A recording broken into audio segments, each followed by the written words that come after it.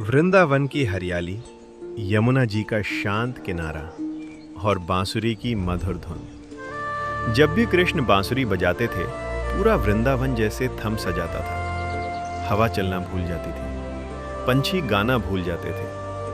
पर एक दिल था जो इस संगीत से सबसे ज्यादा जुड़ता था। वो था राधा का दिल। राधा के लिए कृष्ण सिर्फ वृंदावन के नटखट ग्वाले नहीं थे, वो उनकी सांसें थे, उनका ध्यान, उनका पूरा संसार। एक दिन कृष्ण मुस्कुराए और मन ही मन सोचने लगे। सब कहते हैं राधा मुझसे बहुत प्रेम करती है, पर क्या उसका प्रेम सच में सबसे अलग है? ये सोचकर कृष्ण ने एक लीला रचने का फैसला किया। राधा के प्रेम की परीक्षा लेने का समय आ गया था। कृष्ण ने अपना दिव्य रूप छुपा लिया और एक कमजोर, बीमार व्यक्ति का रूप धारण कर लिया। वो धीरे धीरे राधा और गोपियों के पास गए।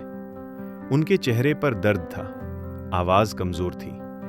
उन्होंने कहा, राधा, मुझे बचाने का सिर्फ एक ही उपाय है।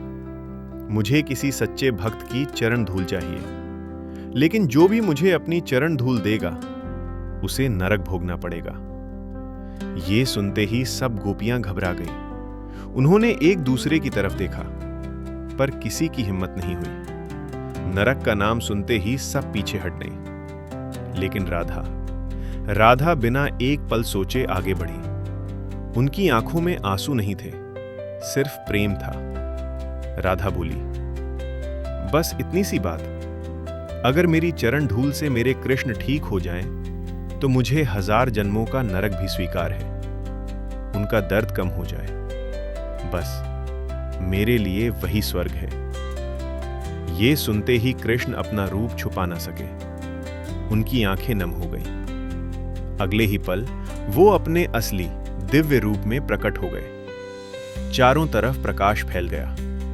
बांसुरी की धुन गूंज उठी। कृष्ण ने राधा की तरफ देखा और प्रेम से बोले, राधा, तुम्हारा प्रेम निष्काम है। तुम मुझे पाने के लिए प्रेम नहीं करती, तुम मुझे खुश देखने के लिए प्रेम करती हो। इसीलिए इस संसार में मेरा नाम तुम्हारे बिना अधूरा है।